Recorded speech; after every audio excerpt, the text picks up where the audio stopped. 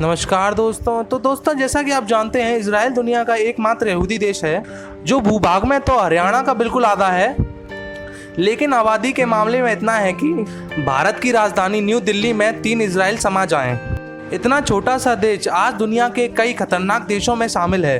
आज अकेले अपने दम पर इजराइल की बढ़ती ताकत का अंदाज़ा आप इसी बात से लगा सकते हैं कि जिन देशों में कल तक इजराइल का वीज़ा नहीं लगता था, आज वही देश इजराइल के सामने नतमस्तक हैं।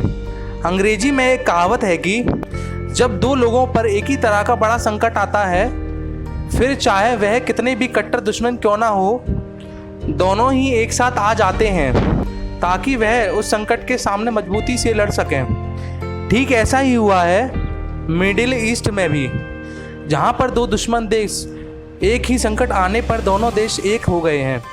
दरअसल ये बात यूएई और इजराइल की हो रही है, जिन्होंने एक शांति समझौते पर हस्ताक्षर किए हैं और दोनों ही देशों ने मिलकर अपने सबसे बड़े दुश्मन की रातों की नींद उड़ा दी है। ईरान और इजराइल की दुश्मनी तो जग जाहिर है, इसलिए शांति समझौते के बाद ईरान ने यूएई को हमले की धमकी दे दी है। फिलहाल मिडिल ईस्ट के कई देश अमेरिका के साथ होने के कारण आज भी ईरान के संभावित हमले के खतरे में जी रहे हैं। और इसी चीज़ को देखते हुए सऊदी अरेबिया तो पिछले साल भारत को पीछे छोड़ हथियारों का सबसे बड़ा खरीदार देश बन गया था। ऐसे में यह सभी देश बिल्कुल नहीं चाहते ईरान के पास न्यूक्लियर हथियार आए, और ईरान को न्यूक्लियर हथियार बनने से रोकने के लिए वो किसी भी हद तक जा सकते हैं। कुछ समय पहले अमेरिका ने यूएन सिक्योरिटी काउंसिल में ईरान पर हथियारों की खरीदारी रोकने के लिए प्रस्ताव लाया था, जिसका ब्रिटेन और फ्रांस, जर्मनी ने समर्थन नहीं किया था।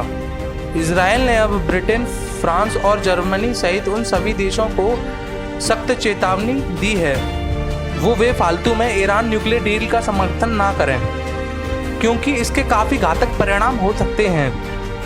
इससे पहले भी इजराइल के प्रधानमंत्री बेंजामिन नेतन्याहू एक बार इंटरव्यू में भी कह चुके हैं कि उनका एक ही मकसद है कि ईरान कभी भी न्यूक्लियर हथियार ना बना सके, और वह इसके लिए किसी भी हद तक जाने को तैयार हैं। माना जा रहा है कि इजराइल को थोड़ी सी भी भनक लगी कि ईरान किसी जगह न्यूक्लियर हथियार बना रहा है, तो इजराइल उसी समय ईरान में उसी जगह अंदर घुसकर एयर स्ट्राइक करेगा।